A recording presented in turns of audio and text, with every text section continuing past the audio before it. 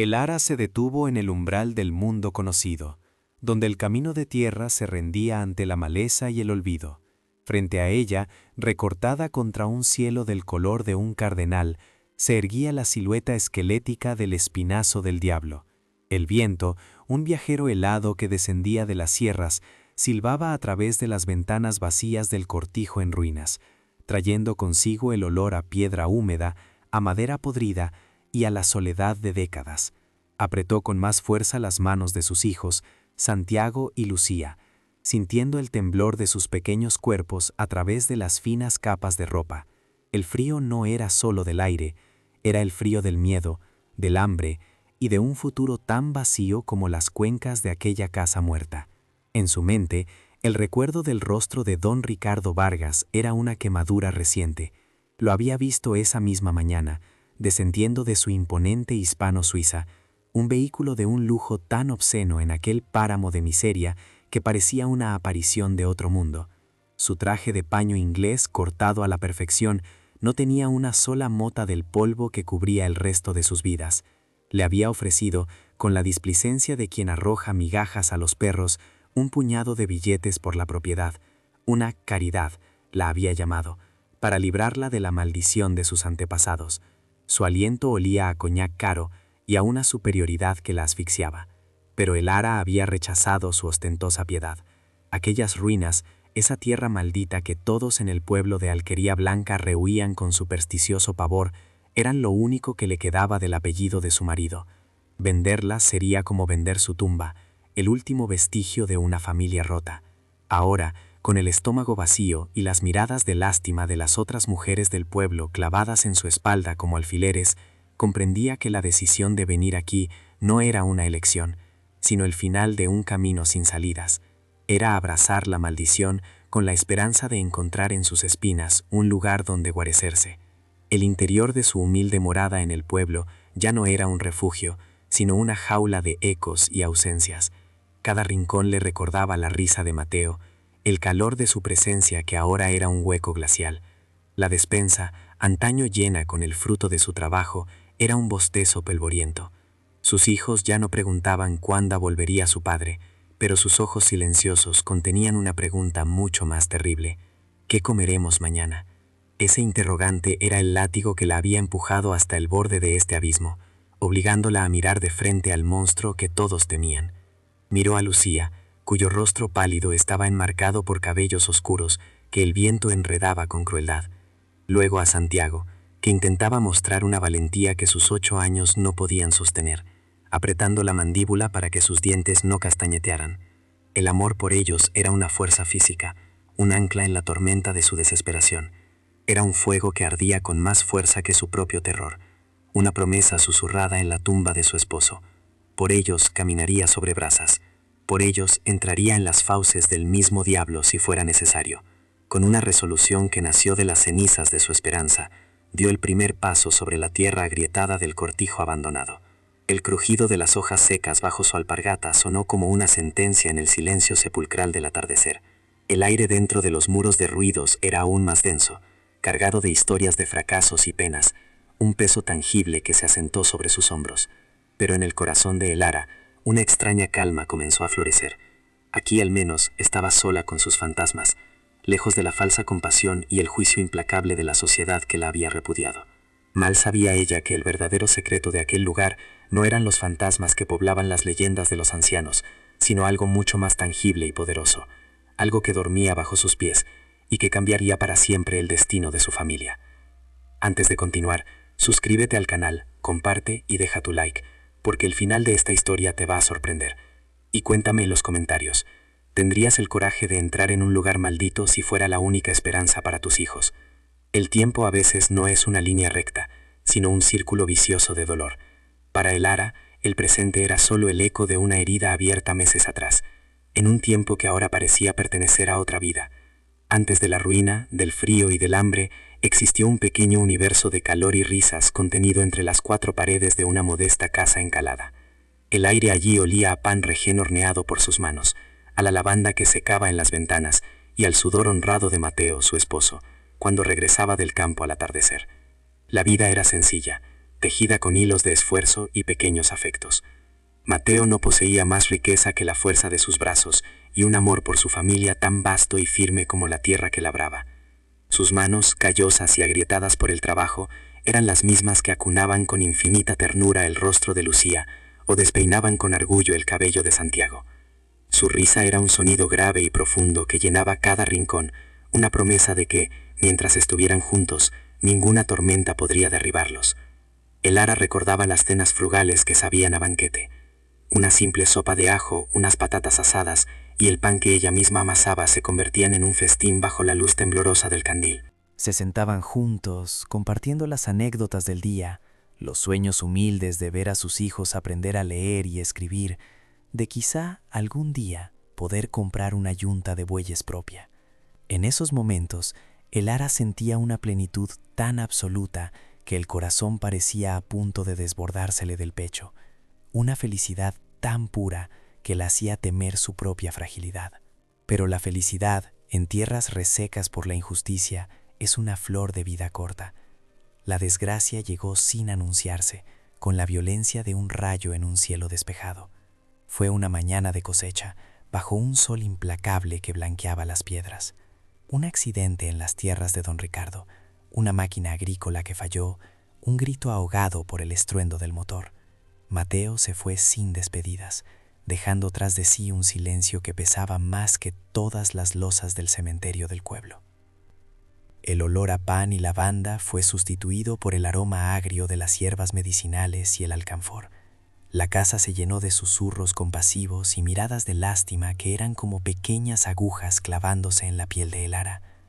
Durante días se movió como un autómata en una niebla de incredulidad, cuidando de sus hijos, conteniendo sus propias lágrimas hasta la noche, cuando el llanto la sacudía en la soledad de un lecho que se había vuelto inmenso y gélido. La vulnerabilidad de una viuda es un imán para los depredadores. Don Ricardo Vargas no tardó en aparecer. Llegó en su reluciente automóvil negro, un monstruo de acero y lujo que parecía insultar con su sola presencia la modestia de la calle. Se bajó de él con la parsimonia de un rey visitando sus dominios más pobres, su traje de lino impoluto, sus zapatos de cuero brillando bajo el sol polvoriento. Traía una corona de flores tan ostentosa que parecía una burla a la sencillez de la tumba de Mateo. Sus condolencias fueron un trámite breve y frío, palabras vacías que apenas ocultaban la impaciencia de su verdadera misión. Se sentó en la silla de Mateo, ocupando su espacio con una arrogancia que profanaba el recuerdo del hombre bueno. Habló de deudas, de un préstamo que Mateo había solicitado para las semillas de la última siembra, un papel firmado que ahora él sostenía entre sus dedos enjollados como si fuera un arma. La bondad del terrateniente se había evaporado junto con la vida del deudor. El Ara, con la voz rota pero la mirada firme, pidió tiempo, solo un poco de tiempo para recuperarse, para encontrar un trabajo, para poder empezar a pagar. Le habló de sus hijos, de su desamparo. Pero la piedad no era una moneda que cotizara en el mercado de la avaricia de don Ricardo.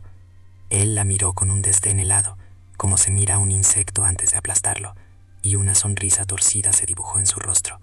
«El tiempo es dinero, el Ara», sentenció, «y ni tú ni tu difunto marido tenéis ninguno de los dos». La sentencia se ejecutó una semana después. El día amaneció gris y plomizo, un presagio del color que tomaría su vida. Don Ricardo no vino solo. Trajo consigo a dos hombres de rostros impasibles, tan carentes de emoción como las piedras del camino. La escena fue una humillación brutal y pública, orquestada para servir de lección a cualquier otro que osara deberle algo al hombre más poderoso de la comarca. La puerta de su hogar fue abierta de una patada, rompiendo la frágil paz de la mañana. Sus pocas pertenencias fueron arrojadas a la calle sin miramientos, la cuna de madera que Mateo había tallado para sus hijos, las sillas desvenjadas, la ropa gastada, los utensilios de cocina. Cada objeto que salía por la puerta era un pedazo de su vida arrancado y expuesto a la vista de todos. Los vecinos se asomaban desde sus ventanas, algunos con el rostro contraído por la pena, otros apartando la vista, todos prisioneros del miedo al poder de Vargas.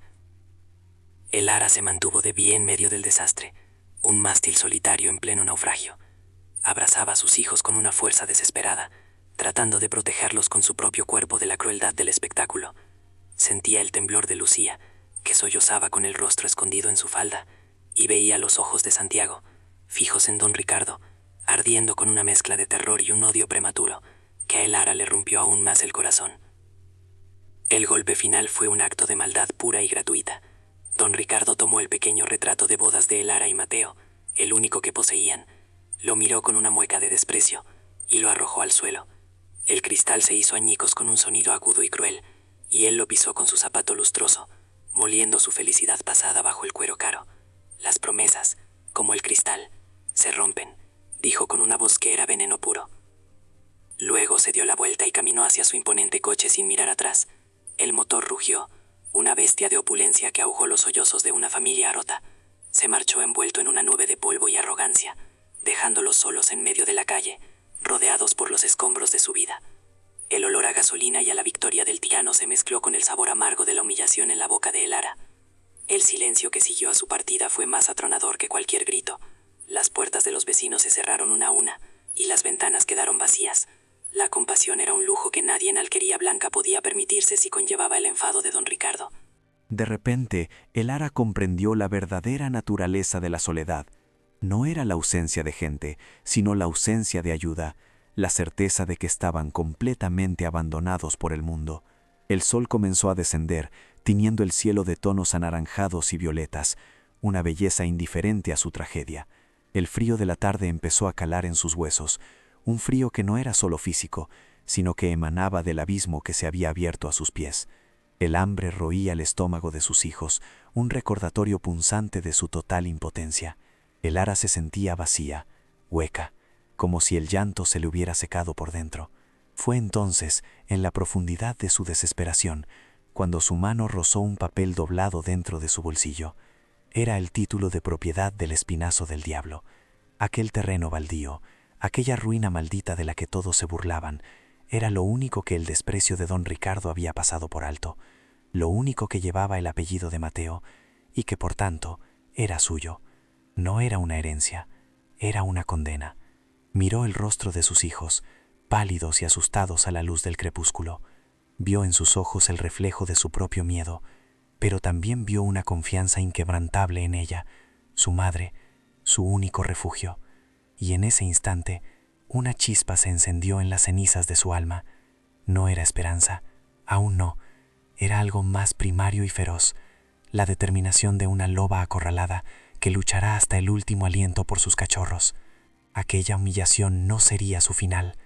No dejaría que el recuerdo de la bota de don Ricardo aplastando su pasado definiera su futuro. Se levantó, sacudiéndose el polvo de la derrota. Tomó a sus hijos de la mano, con sus escasas pertenencias metidas en un atillo. Aquella noche no dormirían en la calle, caminarían hacia las ruinas, hacia la maldición. Se adentrarían en las fauces del diablo, porque el infierno que dejaban atrás, el infierno creado por la crueldad de los hombres, era mucho más terrible. El recuerdo de aquel día, del rostro de don Ricardo, del sonido del cristal roto, sería el combustible que la mantendría en pie en las noches más oscuras. La caída no había sido el final del camino, sino el brutal comienzo de uno nuevo. Las puertas del pueblo se cerraron para Elara con la misma rapidez con las que se habían cerrado las de su propio hogar. El primer anochecer como proscrita fue una lección brutal sobre la fragilidad de la compasión humana. Encontraron refugio en el hueco de un soportal, acurrucados sobre los adoquines fríos, con un único atillo como almohada. Elara rodeó a sus hijos con sus brazos, un escudo inútil contra el frío que ascendía del suelo y se filtraba por sus ropas gastadas, un frío que parecía emanar del mismo corazón del mundo.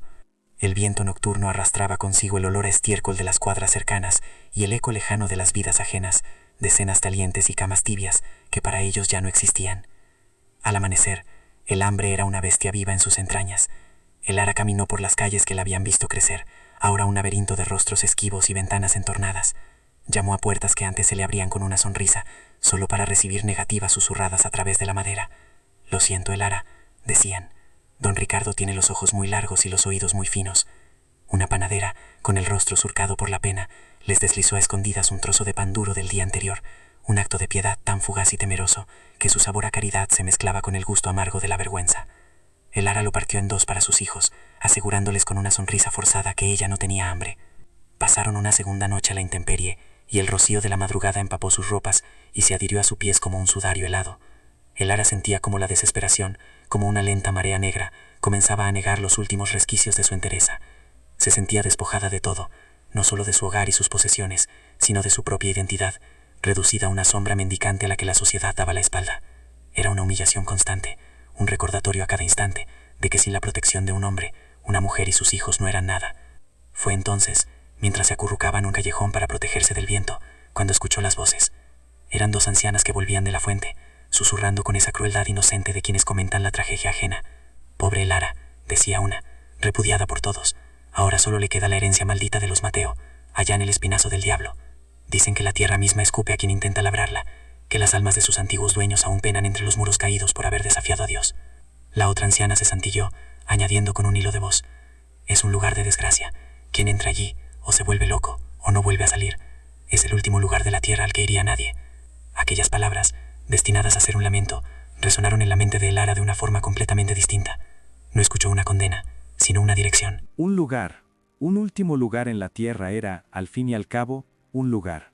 El miedo supersticioso, el mismo que sentía el resto del pueblo, le recorrió la espina dorsal como una descarga eléctrica. Recordaba las historias de su niñez, los cuentos de sombras que danzaban en las ventanas vacías y de lamentos que el viento arrastraba desde la colina. Pero entonces miró el rostro dormido de Lucía, pálido bajo la luna, y el ceño fruncido de Santiago, que hasta en sueños parecía luchar contra el mundo. ¿Qué fantasma podía ser más aterrador que el hambre de sus hijos? ¿Qué maldición podía ser más cruel que la indiferencia de los hombres? En ese instante, en el punto más profundo de su abatimiento, una nueva fuerza nació de las cenizas de su miedo. La maldición del espinazo del diablo era una leyenda, una historia contada al calor del fuego. Pero la crueldad de don Ricardo Vargas era real, el hambre que retorcía sus estómagos era real, el abandono de su gente era real. De repente, el lugar que todos temían se transformó en su mente en la única promesa de refugio, en un santuario lejos de los ojos que la juzgaban. Se puso en pie, con una resolución tan firme y silenciosa como la piedra. Despertó a sus hijos con una suavidad que contrastaba con la tormenta de su interior. «Vamos», les susurró. «Vamos a nuestro nuevo hogar». No había duda en su voz, solo una certeza absoluta que infundió en los pequeños una confianza ciega. Santiago asintió con solemnidad, como un soldado aceptando una orden, y Lucía, simplemente, le apretó la mano con más fuerza. Su partida del pueblo fue un éxodo silencioso al amanecer. Nadie salió a despedirlos. Solo vieron las cortinas moverse levemente al pasar, el último adiós de un mundo que los había borrado de su memoria. Dejaron atrás las calles adoquinadas y tomaron el camino de tierra que ascendía hacia las sierras, un sendero que pocos se atrevían a transitar. Cada paso era un acto de fe y de rebeldía. El aire se enrareció a medida que se alejaban, volviéndose más limpio y salvaje. El olor a polvo y a vida contenida del pueblo fue reemplazado por el aroma a tomillo, a jara y a la tierra húmeda de la sierra. El Lara sentía el sol en la nuca y el peso del hatillo en su hombro, pero también sentía una extraña ligereza, la de quien ha cortado todas las amarras y ya no tiene nada que perder, solo un futuro incierto que forjar con sus propias manos. La silueta del cortijo en ruinas apareció en el horizonte, recortada contra el cielo azul intenso como un hueso roto. Era una visión desoladora, la encarnación de todos los miedos y fracasos que le atribuían, pero para el Lara, en aquel momento, era la imagen más hermosa del mundo. Era un techo, era una pared contra el viento, era un pedazo de tierra que llevaba el nombre de su esposo. Era la última esperanza. La historia de esta madre es un viaje a través de la oscuridad en busca de una sola chispa de luz, un testimonio del amor que se niega a rendirse. Si su coraje te conmueve, si su lucha resuena en tu corazón, ayúdanos a que su voz se escuche más lejos. Comparte este relato de resiliencia para que la fuerza de el Lara inspire a otros, y acompáñanos en este camino suscribiéndote al canal, porque su verdadero desafío no ha hecho más que empezar. Miró a sus hijos, cuyos ojos reflejaban la misma mezcla de temor y asombro que sentía ella. Le sonrió, una sonrisa genuina por primera vez en muchos días. «Hemos llegado», dijo, y en su voz no había ni rastro de la mujer rota que había dormido en los soportales del pueblo. Era la voz de una matriarca reclamando su reino, aunque este no fuera más que un montón de piedras olvidadas por Dios y por los hombres. Tomó una profunda bocanada de aquel aire puro y salvaje, y sintió cómo llenaba sus pulmones de una nueva determinación.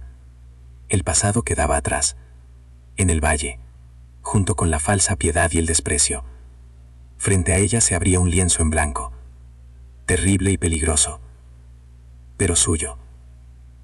El espinazo del diablo no sería su tumba, juró en silencio, ante la memoria de su esposo.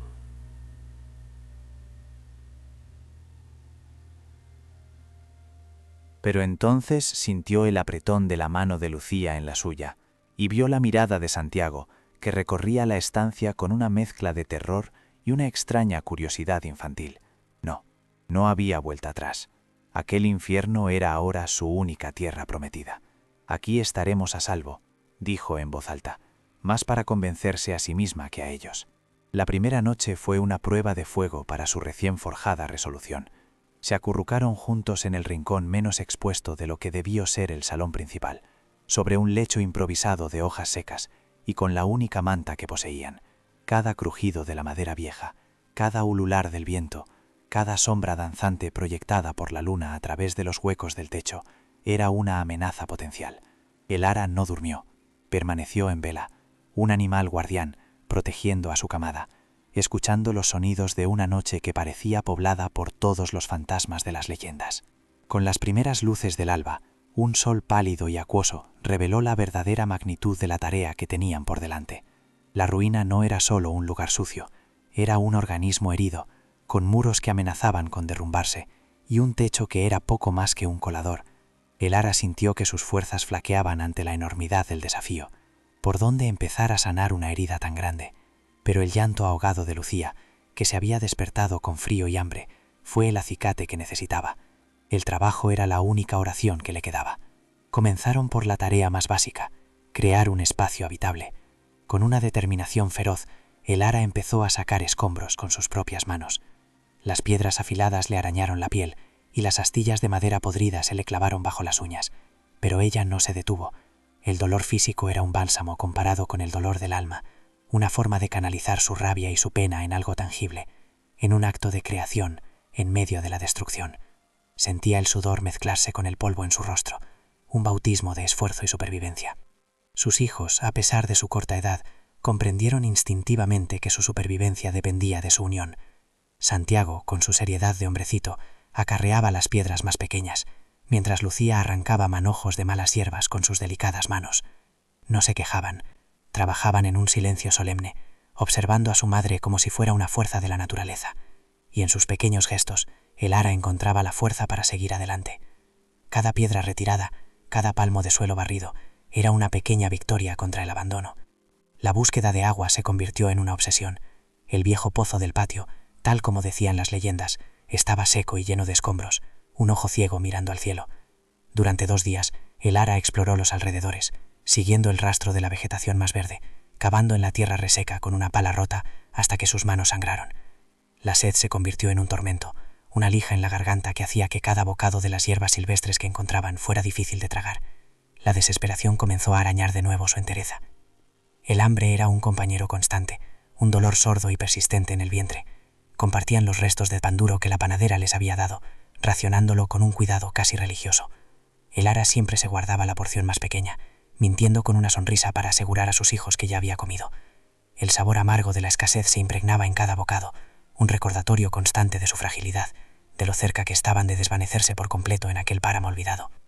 Los días se fundieron en una rutina de trabajo agotador, desde que el sol despuntaba hasta que la oscuridad los obligaba a detenerse. Lentamente, de forma casi imperceptible, el caos comenzó a retroceder. Un rincón del cortijo quedó limpio y barrido, las ventanas fueron cubiertas con viejas arbilleras para protegerse del viento, y una pequeña hoguera en el antiguo hogar de la chimenea ofrecía un calor precario y un punto de luz en la inmensa oscuridad. Era un refugio minúsculo, pero era suyo, ganado con sangre, sudor y lágrimas. Una tarde, una lluvia fría y pertinaz se filtró a través del techo remendado, empapando sus mantas y apagando el fuego que tanto les había costado encender.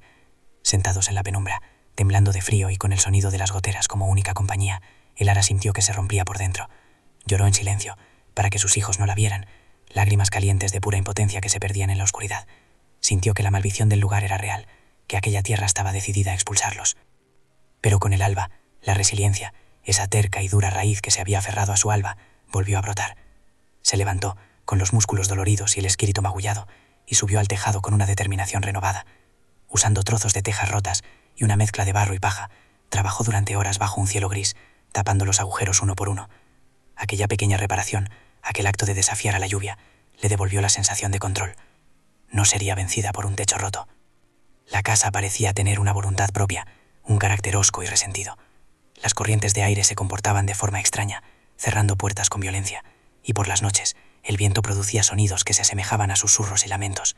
Elara trataba de convencerse de que eran solo los trucos de una estructura vieja, pero no podía evitar sentir que no estaban solos, que las paredes observaban y juzgaban su intrusión.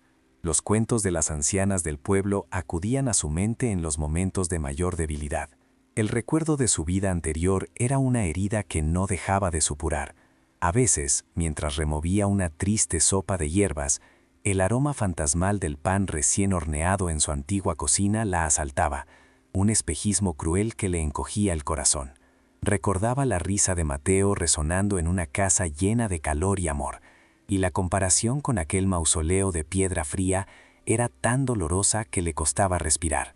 Luchaba contra la nostalgia como si fuera otro enemigo, uno que atacaba desde dentro. Fue entonces, en una tarde gris en la que el cansancio pesaba más que nunca, cuando todo cambió.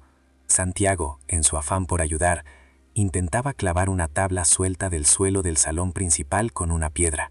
Quería hacer el suelo más seguro para su hermana pequeña. Con un golpe un poco más fuerte de lo necesario, la madera carcomida no se partió con un chasquido seco como era de esperar. En su lugar, emitió un sonido sordo, profundo y extrañamente hueco.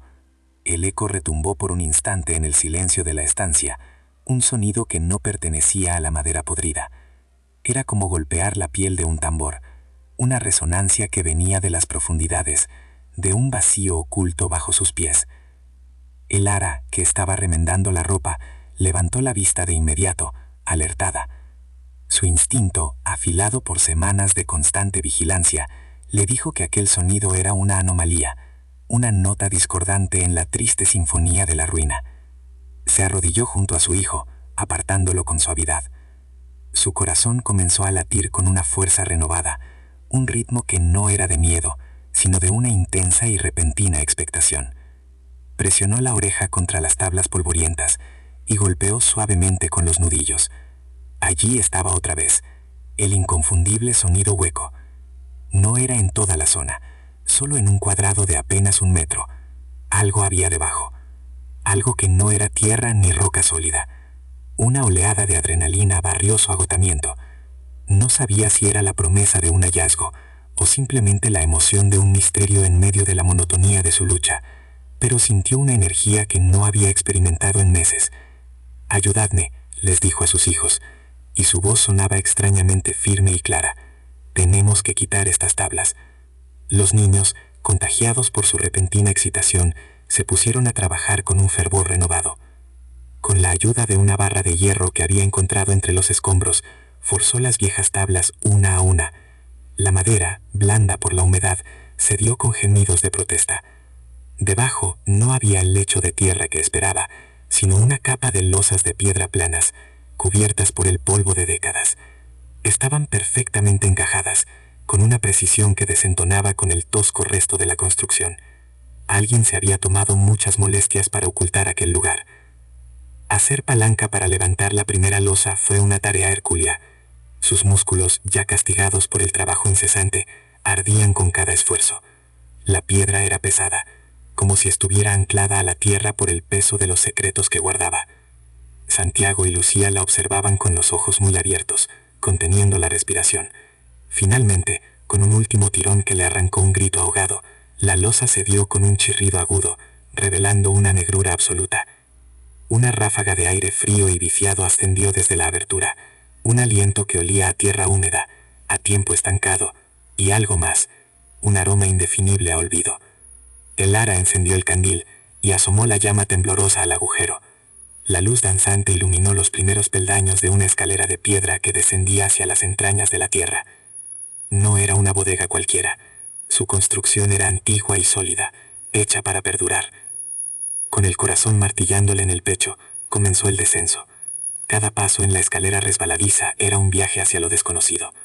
Los niños se quedaron arriba, sus rostros asustados asomados al borde del agujero, dos pequeños guardianes en el umbral de dos mundos. El silencio en la pequeña cámara subterránea era total, un silencio sagrado, como si hubiera entrado en una tumba que llevaba siglos sin ser profanada. La luz del candil reveló una pequeña estancia de paredes de piedra. No había nada, salvo en el centro un arcón de madera oscura, reforzado con bandas de hierro forjado. No era un cofre de lujo como los que tendría don Ricardo para guardar sus riquezas.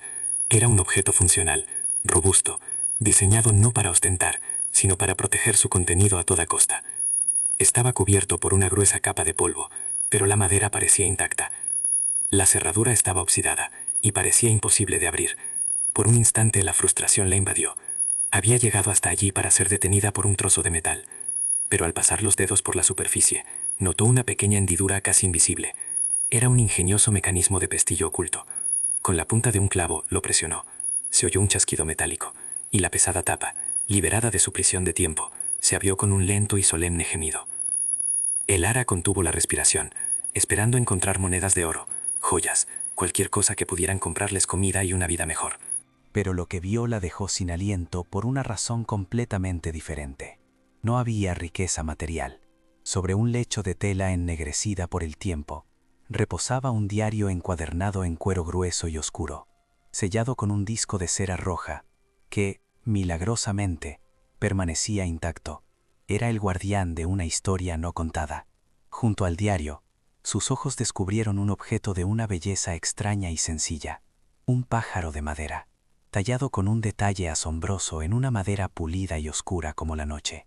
Cada pluma, cada curva del ala, estaba trabajada con un amor y una paciencia infinitos. Al cogerlo, sintió su superficie lisa y cálida, como si conservara el calor de la mano que lo había creado hacía tanto tiempo.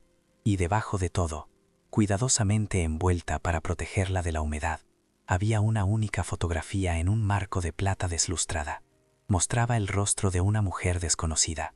Su pelo era oscuro, recogido con severidad, pero sus ojos ardían con una llama de desafío y una inteligencia feroz que el ara reconoció al instante, porque era el mismo fuego que sentía arder en su propio interior.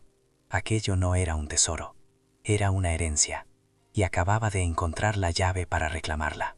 El silencio en el espinazo del diablo era una criatura frágil. Durante semanas, el ara y sus hijos habían aprendido a vivir dentro de él, a moverse sin perturbar su paz precaria, una paz tejida con el susurro del viento y el canto de los grillos.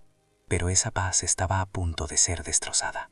La noticia de su pequeña prosperidad, del pozo milagroso y el huerto imposible, había viajado en el aire seco hasta los oídos correctos, transformándose en el camino. Ya no era la historia de una viuda resiliente, sino la leyenda de un tesoro desenterrado, un cuento de oro moro que avivó la llama de la codicia en el corazón más oscuro de la comarca. La noche cayó como un sudario negro sobre las sierras. La luna, una astilla de plata pálida, apenas lograba perforar la densa capa de nubes, bañando el paisaje en una luz fantasmal. Dentro del cortijo, el calor de la pequeña hoguera era un consuelo precario. El ara leía a sus hijos un pasaje del diario, no los acertijos crípticos, sino las descripciones de las plantas y los animales de la sierra, transformando el libro de secretos en un cuento para dormir. Fue entonces cuando lo oyó, un sonido que no pertenecía a la noche, el rugido de un motor ascendiendo por el camino prohibido, una bestia de opulencia profanando su santuario. El ara se puso en pie de un salto, con el corazón desbocado, apagó el candil de un soplido y empujó a sus hijos hacia un hueco oscuro tras la chimenea, un escondrijo que habían preparado para un peligro que siempre supo que llegaría. «Silencio», susurró, con una voz que era apenas un hilo de aire. «No os mováis, pase lo que pase». Santiago asintió con los ojos desorbitados, mientras Lucía se aferraba a su hermano, temblando como una hoja. El ara cogió la pesada barra de hierro que usaba como atizador, su superficie fría un ancla de realidad en la marea de su pánico. Las luces de un automóvil barrieron la fachada en ruinas, proyectando sombras monstruosas que danzaron por las paredes interiores. El motor se detuvo, y el silencio que siguió fue aún más aterrador, cargado de una anticipación violenta. Se oyeron las puertas de un vehículo de lujo al cerrarse con un golpe seco y autoritario, seguido del crujido de botas caras sobre la grava. Eran los pasos de un hombre que caminaba como si el mundo entero le perteneciera, y el Ara supo, sin necesidad de verle, que don Ricardo Vargas había venido a reclamar lo que su avaricia ya consideraba suyo. La puerta, que apenas se sostenía sobre sus goznes, fue arrancada de una patada, que resonó como un trueno en la quietud de la noche. La silueta de don Ricardo se recortó en el umbral, flanqueado por dos hombres de hombros anchos y rostros que parecían tallados en piedra. El terrateniente vestía un abrigo de cashmere, que ni siquiera en la penumbra podía ocultar su estatus, una prenda de un lujo insultante en aquel escenario de miseria. El olor a su coñac caro y a su arrogancia invadió el humilde refugio de Elara, envenenando el aire. «Buenas noches, Elara», dijo con una voz untuosa que no lograba ocultar el acero que había debajo.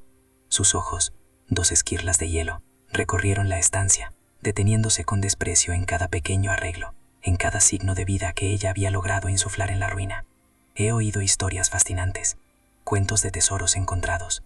He venido a ver esa fortuna con mis propios ojos. Al fin y al cabo, un hallazgo en estas tierras debería compartirse con quien vela por el bien de la comarca». Elara se mantuvo firme frente a él, la barra de hierro agarrada con tanta fuerza que sus nudillos estaban blancos. La luz de la hoguera danzaba sobre su rostro, acentuando la determinación en sus facciones y el fuego que ardía en su mirada. «Aquí no hay más tesoro que el que se arranca a la tierra con las manos, don Ricardo», respondió, su voz sorprendentemente firme. «No hay nada para usted en esta casa. Márchese». Una risa seca y cruel escapó de los labios de Vargas. Siempre tan orgullosa, incluso viviendo entre escombros como una rata. «No he venido a pedir, Elara, he venido a tomar». Hizo un gesto con la cabeza, y sus dos matones avanzaron hacia el interior de la estancia. Se movían con una brutalidad eficiente, volcando la mesa que ella había reparado, pisoteando el pequeño huerto de hierbas que crecía en una caja junto a la ventana.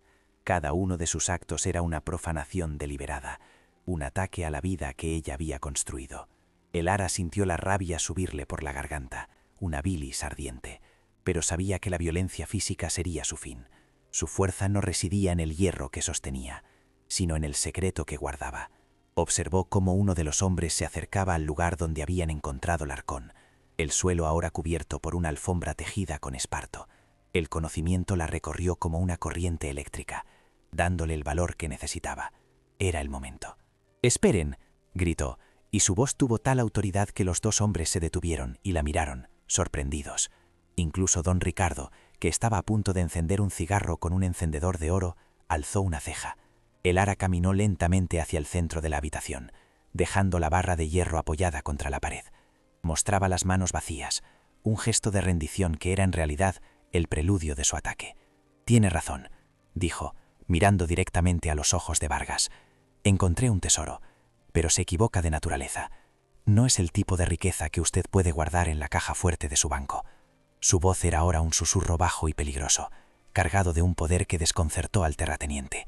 «El tesoro que guarda esta casa no es de oro, señor Vargas. Es de memoria y de tinta». Con un movimiento deliberado, se arrodilló junto a una piedra suelta del hogar y sacó el diario encuadernado en cuero. Lo sostuvo en alto, como un sacerdote mostrando una reliquia sagrada. La cubierta oscura pareció absorber la poca luz de la estancia. El rostro de don Ricardo cambió. La máscara de arrogancia se resquebrajó por un instante, revelando una fugaz expresión de reconocimiento, seguida de una ira mal disimulada. «Supercherías de vieja, dame ese libro». «Este libro», continuó Elara, ignorando su orden, «habla de la historia de esta tierra, de la familia que vivió aquí antes que los Mateo. Una familia cuyo nombre usted conoce muy bien». Abrió el diario por una página marcada. «Habla de una mujer llamada Leonor, una mujer que amaba esta tierra y que conocía todos sus secretos, una mujer que fue traicionada por el hombre que juró protegerla». La tensión en la habitación se hizo tan densa que se podía cortar. Los dos matones miraban a su patrón, inseguros.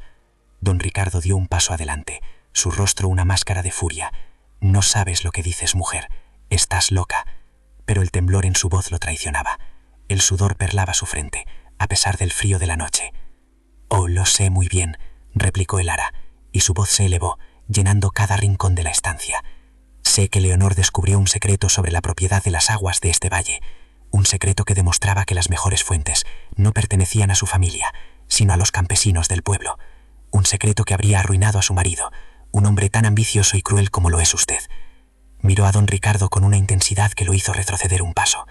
El diario cuenta cómo su marido, para silenciarla, la declaró loca, cómo la encerró en esta misma casa, dejándola morir de pena y soledad, mientras él se enriquecía con el agua que había robado. Cuenta cómo falsificó documentos para quedarse con todo. Un hombre cuyo apellido, curiosamente, era Vargas. Un silencio sepulcral cayó sobre la estancia. El nombre de Leonor Vargas, la abuela de don Ricardo, era una leyenda prohibida en el pueblo, la loca del espinazo del diablo. Pero nadie conocía la verdad. El Ara había desenterrado no solo un diario, sino el pecado original sobre el que se había construido toda la fortuna y el poder de la familia Vargas. Ese libro es una sarta de mentiras escritas por una demente, siseó don Ricardo, pero su rostro estaba pálido, ceroso a la luz del fuego. La opulencia de su abrigo de marca y sus zapatos italianos de repente parecía un disfraz ridículo, la cáscara vacía de un hombre cuyo poder se basaba en un crimen enterrado. «¿Son mentiras?», preguntó el Ara, su voz ahora tranquila, letal. El diario describe con todo detalle dónde escondió Leonor los documentos originales que probaban el fraude. Documentos que, según escribe, solo podrían ser encontrados por alguien que entendiera sus acertijos, alguien con el corazón puro. Documentos que estoy muy cerca de encontrar. Era un farol, pero uno lanzado con la convicción de la verdad. Don Ricardo la miró, y por primera vez el Ara no vio en sus ojos desprecio, sino miedo, un miedo puro, animal, el miedo de un hombre que ve cómo los cimientos de su palacio, construidos sobre arena y sangre, comienzan a derrumbarse. Su imperio, sus coches de lujo, su estatus, todo pendía del silencio de una viuda a la que él mismo había arrojado a las ruinas. «Quema ese libro», ordenó, con la voz rota. «Quémalo ahora, y te daré lo que quieras.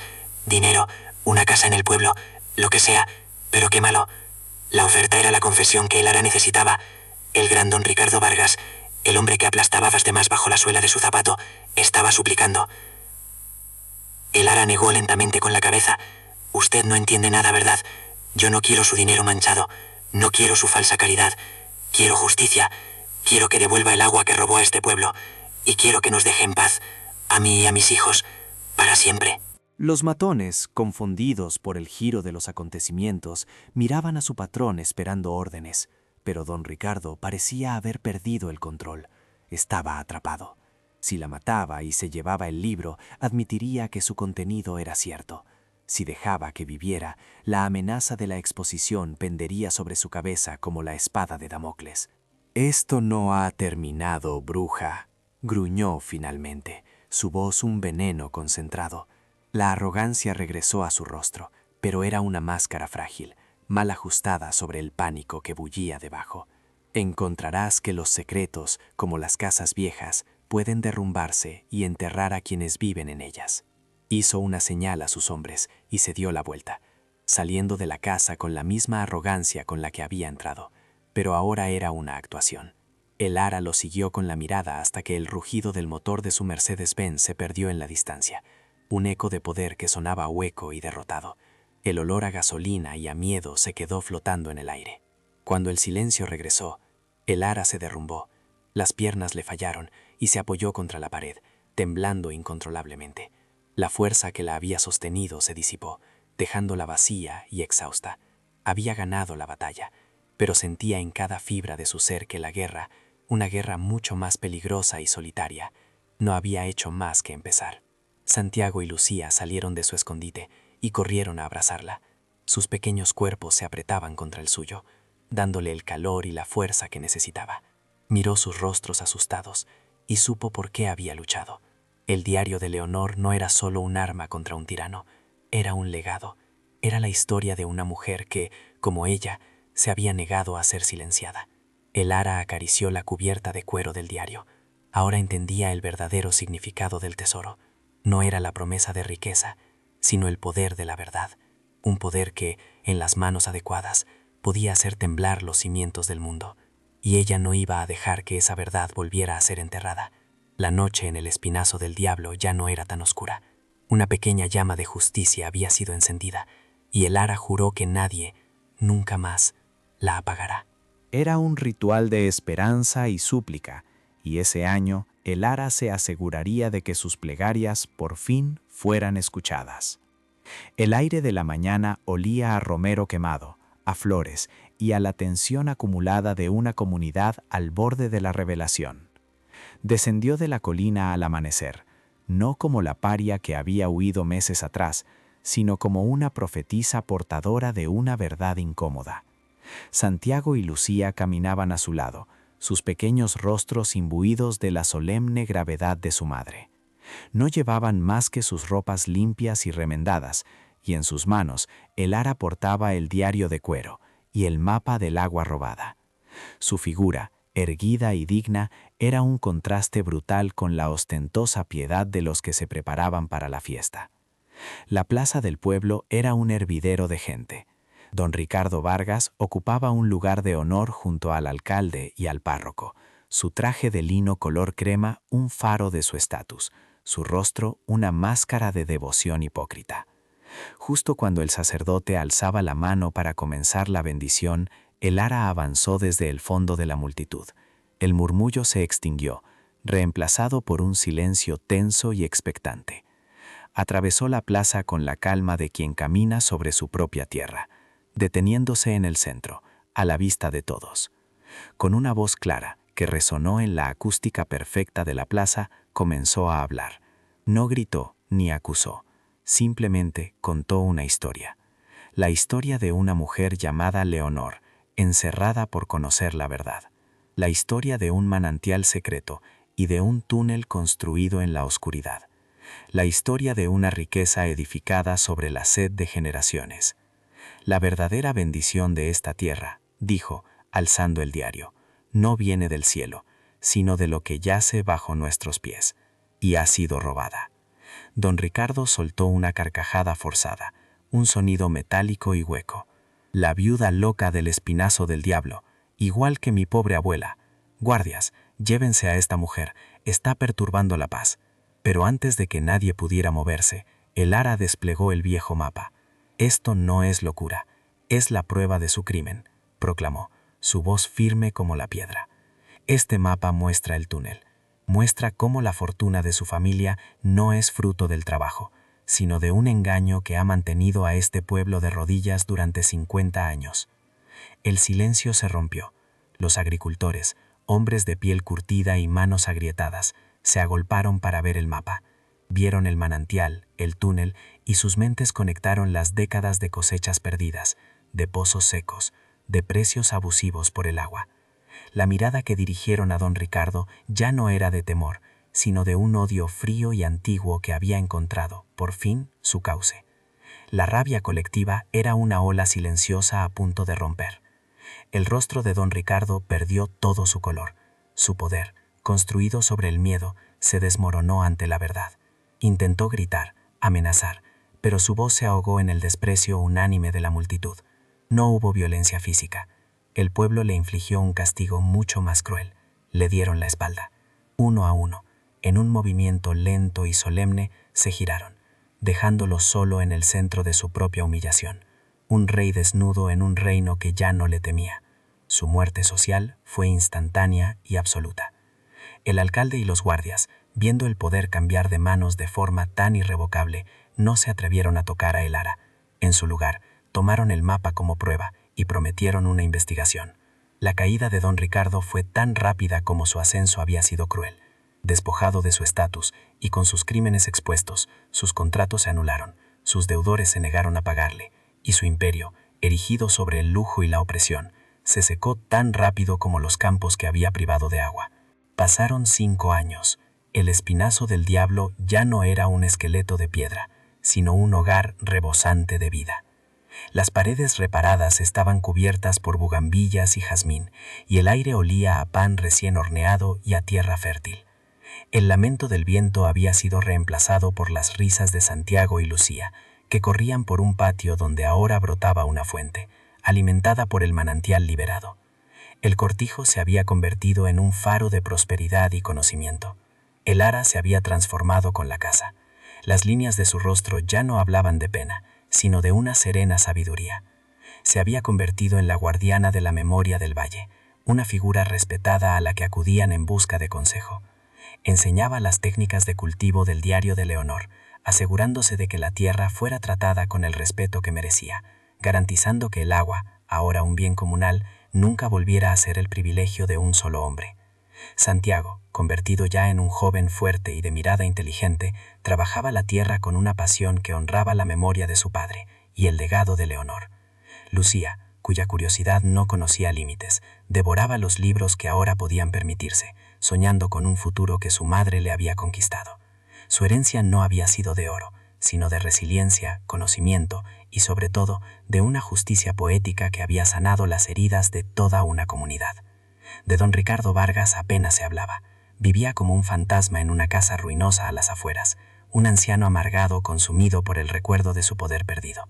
Su flamante automóvil de lujo, aquel símbolo de su aplastante opulencia, se oxidaba en un granero, un cascarón vacío que reflejaba el destino de su dueño. Su castigo no fue la cárcel, sino el olvido, la indiferencia de aquellos a los que una vez había aterrorizado. Al atardecer, el ara se sentaba en el porche, contemplando el valle ahora verde y próspero. Acariciaba el pajarillo de madera, cuya superficie pulida era el testimonio de un viaje a través de la oscuridad. No había conquistado un tesoro, había liberado uno. Había demostrado que la fuerza más poderosa no reside en la riqueza ni en el estatus, sino en el coraje de una madre que se niega a rendirse.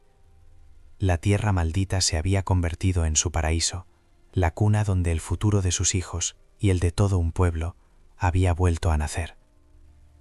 Así, el círculo se cierra. El espinazo del diablo, aquel lugar que nació como un símbolo de muerte y desamparo, renació de sus propias cenizas para convertirse en un testimonio de vida y esperanza. La historia de El Ara nos enseña que los lugares no están malditos, sino que son las acciones de los hombres las que los envenenan o los santifican. Donde la sociedad solo veía un montón de ruinas y malos presagios, el amor inquebrantable de una madre vio un lienzo en blanco, una oportunidad para reconstruir un mundo sobre cimientos más justos y verdaderos. La verdadera maldición del espinazo del diablo nunca habitó entre sus piedras ni en los susurros del viento. La maldición era la avaricia de hombres como don Ricardo Vargas, una plaga silenciosa que seca la tierra y los corazones de la gente. El ara no luchó contra fantasmas ni espíritus, sino contra un monstruo mucho más tangible y aterrador, la crueldad humana y la indiferencia de una sociedad que prefiere la comodidad de la sumisión a la incomodidad de la justicia. Su victoria fue la prueba de que un solo corazón valiente puede purificar la tierra que pisa. La lección que nos deja el ara es tan antigua como la tierra misma, y sin embargo, la olvidamos con demasiada frecuencia. La verdadera riqueza no se cuenta en monedas de oro, ni se guarda en cajas fuertes forradas de terciopelo. No reside en la ostentación de un automóvil de lujo, ni en el estatus que otorga un apellido poderoso. El tesoro más grande, el único que nadie puede arrebatarnos, es el conocimiento que ilumina, el coraje que nos sostiene en la oscuridad y la resiliencia que nos permite florecer en el suelo más estéril. Su fortuna no se mide ahora en la opulencia de sus ropas o en la grandeza de su casa, sino en el brillo de los ojos de sus hijos, en el respeto de sus vecinos y en la vida que bulle en cada surco de su huerto. El ara se convirtió en mucho más que una superviviente, se erigió como una matriarca, la guardiana de una sabiduría que no solo la salvó a ella, sino que devolvió el alma a toda una comarca. Su poder no emana de lo que posee, sino de lo que comparte. Y don Ricardo Vargas, el hombre que vestía su poder con trajes de cachemir y zapatos de cuero italiano, encontró el final más justo para un tirano. No conoció los barrotes de una celda, sino una prisión mucho más terrible, la de la irrelevancia y el olvido. Se vio rodeado de toda su opulencia, de sus coches de lujo y sus muebles caros, pero completamente despojado de lo que más ansiaba, el poder sobre los demás. Descubrió, demasiado tarde, que un hombre sin el respeto de su gente no es más que un fantasma en un palacio de polvo. La jornada de El Ara es un espejo en el que todos podemos vernos reflejados. Cada uno de nosotros, en algún momento de la vida, se enfrenta a su propio espinazo del diablo, un lugar de pérdida, de miedo o de desesperanza que parece insuperable. Su historia nos recuerda que es precisamente en esas ruinas personales, en esos terrenos que la sociedad considera malditos o perdidos, donde a menudo se esconde la llave de nuestra propia fortaleza, la semilla de nuestro renacimiento. Al final del camino, lo único que realmente perdura no es la riqueza que acumulamos, sino el legado que construimos con nuestros actos. Don Ricardo dejó tras de sí una herencia de ceniza y engaño, una historia que todos querrían olvidar. El Ara, en cambio, dejó un legado de agua y vida, una historia de coraje que sería contada a las generaciones venideras al calor del hogar, un cuento que enseña que incluso la noche más oscura termina por rendirse ante la promesa del amanecer. Si esta historia ha tocado tu corazón y ha encendido una chispa de esperanza en tu interior, te invitamos a suscribirte a nuestro canal. Aquí creemos en el poder de los relatos que nos inspiran a ser más fuertes, más justos y más humanos. Ayúdanos a seguir compartiendo viajes como el de El Ara. Activa las notificaciones y acompáñanos en la búsqueda de esas verdades que, como el agua, siempre encuentran su camino. Cada vida es un libro de lecciones esperando a ser leído, y cada desafío es un capítulo que nos define. El viaje de El Ara nos ha enseñado sobre la resiliencia, la justicia y el verdadero valor de las cosas. Ahora queremos escucharte a ti. Cuéntanos en los comentarios qué lección te llevas de este viaje, qué verdad ha resonado con más fuerza en tu alma. Queremos leer tu historia.